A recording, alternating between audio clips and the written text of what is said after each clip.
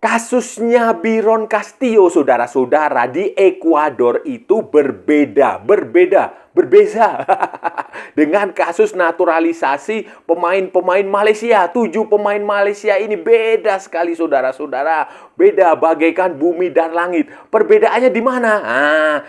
Tolong simak sampai habis ya, ikuti komentator gadungan sampai habis. Nanti saya jelaskan perbedaannya di mana sehingga kalian nggak usah berharap bisa lolos dari hukuman. Halo saudara-saudara, jumpa lagi dengan komentator gadungan di sini. Dengan komentator yang gadungan. Seperti biasa, saudara-saudara, seperti biasa. Kalau kita sudah bertemu, pasti akan ada yang kita bicarakan. Akan ada yang kita perbincangkan, kita ulas, kita analisis, kita cakap, kita bacotin, kita gibahin, kita cangkeman tentang sepak bola di seputaran Asia Tenggara, di negara-negara tetangga, negara-negara sahabat, negara-negara jiran, negara-negara serumpun, Indonesia, Malaysia, Thailand, Vietnam, Laos, Myanmar, Kamboja, Filipina, Brunei, Singapura, Malaysia, Australia, Wakanda, Konoha, negara api, negara angin, negara air, negara dongeng. Dan sekitarnya semua akan kita bicarakan secara fair, secara jujur, secara adil, tanpa muatan politik, tanpa kebencian, tanpa provokasi, hanya berdasarkan fakta dan bukan klaim semata, saudara-saudara. Tidak ada hoax, tidak ada hoax, tidak ada hoax, tidak ada hoax, dan tidak lebay. Baik yang sudah lama sekali maupun yang terkini, bebas. Yang penting sopan.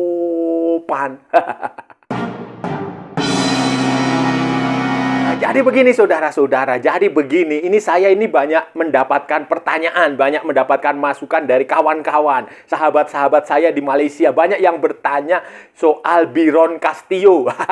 Karena ini Byron Castillo, pemain dari Ekuador ini sedang hype, sedang happening, sedang viral di Malaysia gara-gara ada netizen lah, mereka membahas tentang Byron Castillo ini ada potensi Malaysia terbebas dari hukuman. Malaysia terbebas dari hukuman 7 pemain asing ini, 7 pemain naturalisasi ini, mereka menggunakan case-nya Byron Castillo sebagai analisis lah.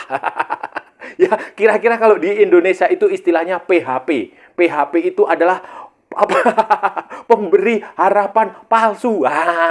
Seolah-olah ada banyak lah, itu ada netizen dia bikin bikin tayangan, bikin konten tentang Byron Castillo ini, kemudian viral, kemudian dibicarakan banyak orang. Dan ini beberapa kawan di Malaysia ya, penggemarnya komentator gadungan, penonton komentator gadungan bertanya kepada saya, "Bang, tolong dong dibikin itu Byron Castillo itu gimana? Apakah ada potensi Malaysia meniru menggunakan kasusnya Byron Castillo untuk lolos dari hukuman FIFA, untuk lolos dari pencoretan di Piala Asia, untuk bebas lah pokoknya lah. Apakah kasus Byron Castillo, pemain dari Ekuador itu bisa dijadikan contoh?" Itu begitu, ada yang merasa, "Oh, ini bisa lah." Ada yang merasa ya debatable di kalangan mereka sendiri, debatable, dan mereka bertanya itu kepada saya untuk membahas kasusnya Byron Castillo itu seperti apa sebenarnya, duduk perkaranya seperti apa, masalahnya seperti apa, kenapa Ekuador tidak dihukum FIFA, kenapa hukumannya justru jadi CAS, Court Arbitrase Sport, pengadilan arbitrase olahraga, mahkamah arbitrase sukan. Dan hanya berupa denda dan tidak dicoret dari Piala Dunia. Bahkan hukuman pengurangan poinnya itu diberlaku untuk kualifikasi Piala Dunia berikutnya. Jadi karena itu kasusnya di Piala Dunia 2022, maka pengurangan poinnya di kualifikasi Piala Dunia 2026. Dan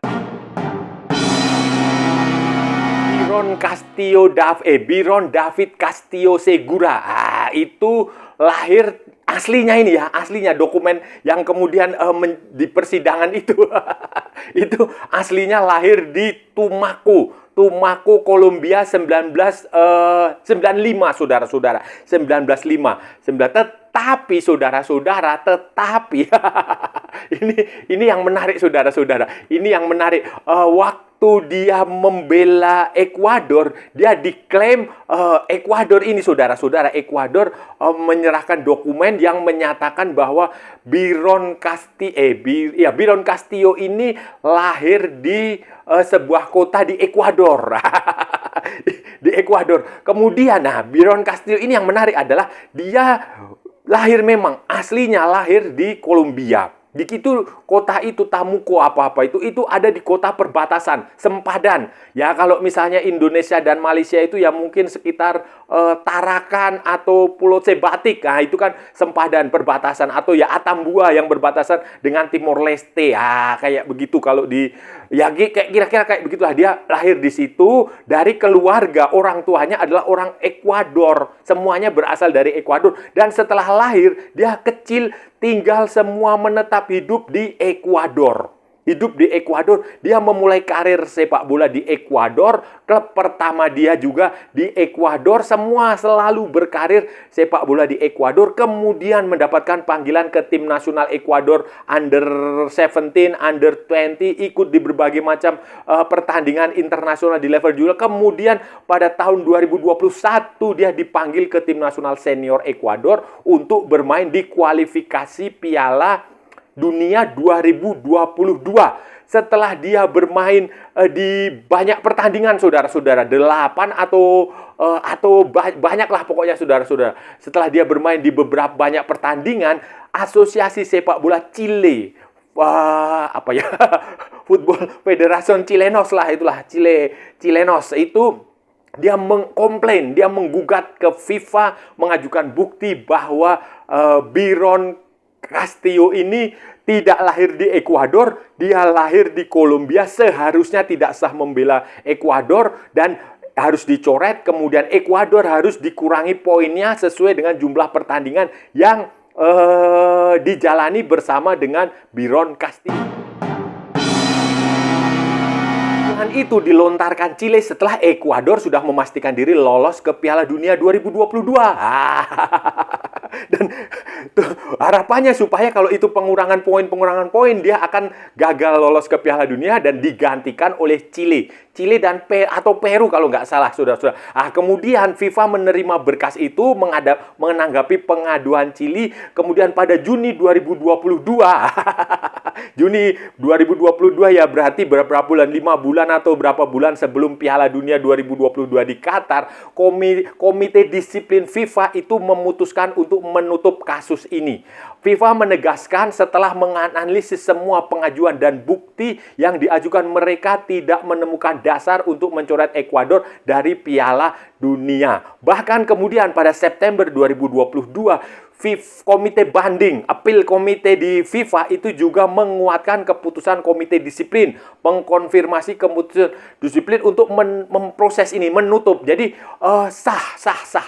Secara sah Byron Castillo sah. Kemudian Chile nggak terima, dia banding, dia appeal, dia mengajukan gugatan ke CAS, Court Arbitrase Sportif, bersama dengan Peru kalau nggak salah. Dan ya tuntutannya sama, saudara-saudara. Kemudian pada 8 November 2022, CAS itu mengeluarkan keputusan. Dia hanya mengabulkan sebagian, tidak semua ya, sebagian gugatan Chile. CAS memutuskan bahwa Byron Castillo secara resmi diakui sebagai warga negara Ekuador oleh hukum nasional Ekuador, sehingga berhak untuk bermain bersama tim nasional Ekuador. Namun CAS menemukan fakta bahwa Asosiasi Sepak Bola Ekuador telah melanggar beberapa peraturan FIFA karena menggunakan dokumen yang berisi informasi palsu terkait Byron Castillo. Sebagai sanksi, CAS menjatuhkan denda 100.000 franc kepada Ekuador dan pengurangan 3 poin di babak kualifikasi Piala Dunia 2026, bukan 2022. Meskipun demikian, CAS tidak mencoret Ekuador dari Piala Dunia 2022, walaupun Ekuador sendiri tidak memasukkan nama Byron Castillo dalam skuad yang tampil di Piala Dunia di Qatar, saudara-saudara, di Qatar, saudara-saudara. Kemudian banding lagi, appeal lagi pada 3 November 2023, Mahkamah Agung Swiss menolak banding dari Ekuador. Ekuador banding ke Mahkamah Agung Swiss dan terhadap keputusan CAS dan menyatakan keputusan CAS. Jadi singkat katanya, meskipun Byron Castillo diakui sebagai warga negara Ekuador oleh hukum negara tersebut, Asosiasi Sepak Bola Ekuador dihukum karena menggunakan dokumen yang tidak akurat. berikutnya, saudara-saudara, bagaimana dengan kasus di Malaysia? Karena ini banyak yang dibicarakan orang-orang di Malaysia seolah-olah ini nanti kasusnya Byron Castillo ini bisa membebaskan Malaysia. Begini saudara-saudara, harus dipahami. FIFA dalam memutuskan kasus Byron Castillo ini, konstruksinya begini. Byron Castillo itu orang Ekuador. Keluarganya semua Ekuador. Dia lahir, walaupun numpang lahir. Saya nggak tahu ya, mungkin secara ekonomi atau fasilitas kesehatan di Ekuador kala itu tidak terlalu bagus sehingga dia harus melahirkan di Kolombia. Bisa saja seperti itu.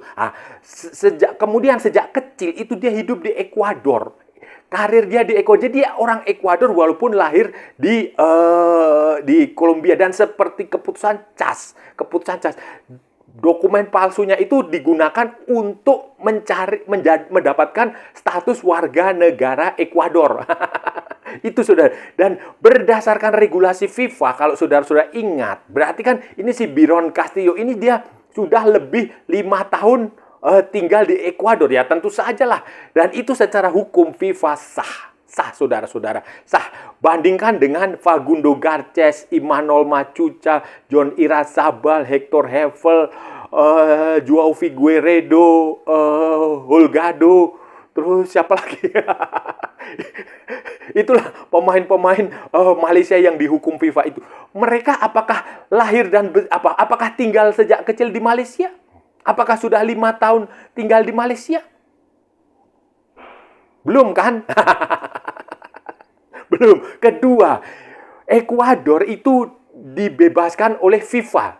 Jadi dia menang melawan FIFA, tidak menghukum Ekuador. Jadi yang menghukum adalah CAS. Sementara Malaysia yang dihukum oleh FIFA.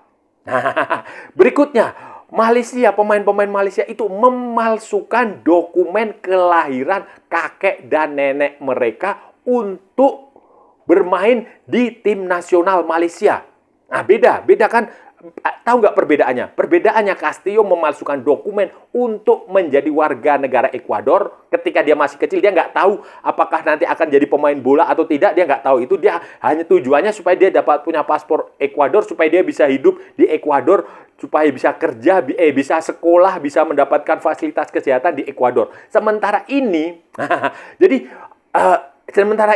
Facundo Garces dan kawan-kawan itu memalsukan dokumen kakek neneknya untuk bisa bermain dengan sepak bola dengan Malaysia. Jadi ada mens rea di situ, ada niat buruk, ada maksud jahat. Di Byron Castillo tidak ada mens rea, tidak ada maksud buruk, tidak ada niat jahat. Sementara di Malaysia ini, Facundo Garces dan kawan-kawan itu ada maksud buruk, ada niat jahat, ada mens rea, dan itu ditemukan FIFA berdasarkan dokumen lahir, surat lahir kakek nenek pemain-pemain yang bersama. Jadi saudara-saudara, jadi dalam kasus Byron Castillo, FIFA CAS itu hanya menemukan pelanggaran administratif. Pelanggaran administration, surat menyuratnya itu saja. Sementara dalam kasus Malaysia itu ada pelanggaran criminal offense, ada kejahatan di situ, kejahatan pemalsuan dokumen lahir kakek nenek pemain-pemain Malaysia itu, saudara-saudara. Jadi itu itu saudara-saudara, dan menggunakan aturan apapun itu pemain-pemain Malaysia ini tetap tidak layak karena mereka tidak pernah tinggal di Malaysia lebih dari 5 tahun sesuai aturan FIFA. Jadi saran saya kepada teman-teman saya di Malaysia, kepada sahabat saya di Malaysia, kepada saran dari tetangga yang baik, bukan tetangga yang berisik ya, bukan. Saran saya sebagai tetangga yang baik, karena saya banyak berteman dengan orang-orang Malaysia. Saran saya adalah seperti yang sudah saya sebutkan sebelumnya, realistis sajalah, terima kenyataan bahwa Football Association Malaysia itu melakukan kesalahan, bahwa Tunku Mahkota Johor, TMJ itu juga melakukan kesalahan, dan itu harus menjadi autokritik bagi kalian untuk memperbaiki Asosiasi Sepak Bola Malaysia, Football Association of Malaysia, untuk berbenah, untuk memperbaiki diri, sekarang terima saja kenyataannya, kemudian bangkit, rising up di masa depan untuk menjadi lebih kuat. Seperti harimau yang lapar, saudara-saudara. Dan saya yakin, saya seyakin-yakinnya ini Malaysia tidak punya bukti kuat untuk maju ke, bahkan saya nggak tahu ya, apilnya itu kemungkinan juga nggak yakin juga mereka berani appeal ke FIFA. Apalagi menggugat ke CAS. Karena CAS selain, ya mungkin kalau masalah duit, masalah biaya, Malaysia punya duit lah. Tetapi masalah bukti hukum, karena begini, FIFA itu sudah punya, mereka sudah pegang itu sertifikat lahir. Sertifikat lahirnya pemain-pemain itu, apa kakek neneknya pemain-pemain itu. Walaupun Malaysia mengklaim bahwa mereka punya undang-undang kewarganegaraan sendiri, tetapi FIFA punya aturan sendiri. Jadi ini tidak apple to apple dengan kasus Byron Castillo, saudara-saudara. Daripada kalian dipermalukan, daripada kalian ditertawakan oleh banyak orang yang paham ya, yang paham sepak bola, lebih baik sudah terima saja kenyataannya, terima saja bahwa Malaysia dihukum FIFA, dan ya sudah, berbenah, perbaiki diri nanti. Nah, saudara-saudara, itu tadi pembahasan kita hari ini, saudara-saudara. Kita sudah bicara panjang lebar dari A sampai Z. Dari barat sampai ke timur, dari utara sampai ke selatan, dari Sabang sampai Merauke, dari Pulau Rote sampai Pulau Miangas, dari New York sampai San Francisco, dari London sampai Istanbul, dari Johor sampai Buenos Aires. Semua sudah kita cakap, semua sudah kita ulas, semua sudah kita bacotin, semua sudah kita perbincangkan. Tadi saudara-saudara, tadi hari ini tadi kita bicara tentang pemain yang namanya Byron Castillo. Nah, ini di Malaysia Byron Castillo ini lagi hype, lagi happening, lagi ramai diperbincangkan, lagi banyak dibahas oleh netizen, beberapa penggemar, beberapa penontonnya, komentator gadungan itu juga bertanya, kawan-kawan komentator gadungan dari Malaysia itu ada yang DM, ada yang tulis di kolom komentar bertanya soal kasus Byron Castillo ini. Apakah Malaysia bisa terbebas dari pencoretan di Piala Asia? Hanya dihukum pengurangan poin saja seperti Ekuador, dan pengurangan poinnya itu bukan di Piala Dunia 2022 tetapi di kualifikasi Piala Dunia 2026, saudara-saudara. Apakah itu yang diharapkan Malaysia? Itu seperti itu, ramai sekali Byron Castillo. Dan ya, jawaban saya sih beda, saudara-saudara. Beda kasus. Jadi Byron Castillo ini, saudara-saudara, ini adalah pemain Ekuador, Byron David Castillo Segura. Dia diklaim sebagai pemain Ekuador. Dia punya paspor Ekuador walaupun dia lahir di Kolombia, saudara-saudara, di kota perbatasan yang namanya Tumaco. Kota perbatasan itu perbatasan sempadan antara antara Kolombia dengan Ekuador. Dia orang Ekuador. Orang tuanya dari Ekuador. Ya, saya nggak tahu, mungkin karena fasilitas kesehatan di Ekuador kurang bagus atau ekonominya nggak bagus. Dia mungkin orang tua dia melahirkan di Kolombia. Tapi setelah itu dia kembali lagi ke Ekuador, hidup sebagai orang Ekuador, saudara-saudara. Sejak kecil dia hidup di Ekuador. Kemudian si Byron Castillo ini kemudian main bola. Dia memulai karir semuanya di klub-klub Ekuador. Main dari kecil, junior, dia main di tim nasional Ekuador junior. Kemudian dia di klub-klub Ekuador semua. Jadi hidupnya itu dia di Ekuador. Hanya saja paspor Ekuador palsu. Jadi dia memalsukan kelahiran dia. Kelahiran dan tanggal lahir dia yang seharusnya di Kolombia, dia tulis di Ekuador. Kemudian itu dalam sebuah pertandingan kualifikasi Piala Dunia 2022 Chile itu mengajukan gugatan kepada FIFA. Kemudian FIFA tidak mengabulkan gugatan Chile. Dia menganggap Byron Castillo ini sah sebagai warga negara Ekuador berdasarkan undang-undang Ekuador, sah sebagai orang Ekuador, boleh main di Ekuador. Kemudian Chile nggak terima, Chile dan Peru, saudara-saudara. Asosiasi Sepak Bola Chile dan Asosiasi Sepak Bola Peru nggak terima, kemudian mereka menggugat ke CAS. Kodanya di mana? Byron Castillo ini, saudara-saudara, dia sejak kecil main di Ekuador. Facundo Garces, Emmanuel Macho, Dago Hidalgo itu dia sejak kecil di mana dia? Di Malaysia, bukan kan? Byron Castillo itu dia memalsukan dokumen untuk menjadi warga negara Ekuador. Sementara Imanol Machuca, Facundo Garces dan kawan-kawan memalsukan data kakek nenek mereka untuk bermain membela Malaysia. Beda saudara-saudara, beda kasus. Selanjutnya, yang menghukum Ekuador itu, FIFA itu memenangkan Ekuador. Sementara ini FIFA mengalahkan Malaysia. Beda, jadi jangan berharap Malaysia bisa lepas dari hukuman ini. Itu ceritanya begitu, saudara-saudara. Dan sudah, dan saya rasa sudah cukup ya pembahasan kita kali ini. Kalau ada salah-salah, ya mohon maaf. Namanya juga gadungan saudara-saudara. Wajar kalau gadungan itu salah, tetapi kalau benar, berarti sebuah kebenaran. Kalau saudara-saudara merasa channel ini bermanfaat, berguna, menghibur, menginspirasi, silahkan like, share, and subscribe. Tapi kalau tidak, saudara-saudara, abaikan saja, skip. Jangan ditonton, tetapi jangan nyampah. Jangan membuat komentar-komentar yang menghina, menghujat, melecehkan, merendahkan orang maupun negara lain. Santai aja, ini hanya bola. Kita cari teman, bukan cari musuh. Ikuti juga akun media sosial Komentator Gadungan, ada di Instagram, ada di Facebook, dan ada di TikTok yang bukan TikTok Shop, saudara-saudaraku semuanya. Oke, sampai bertemu lagi di edisi berikutnya dengan tema-tema yang jauh lebih tidak bermanfaat, dengan tema-tema yang jauh lebih tidak berguna, dengan tema-tema yang jauh lebih membagongkan. Salam olahraga dan merdeka.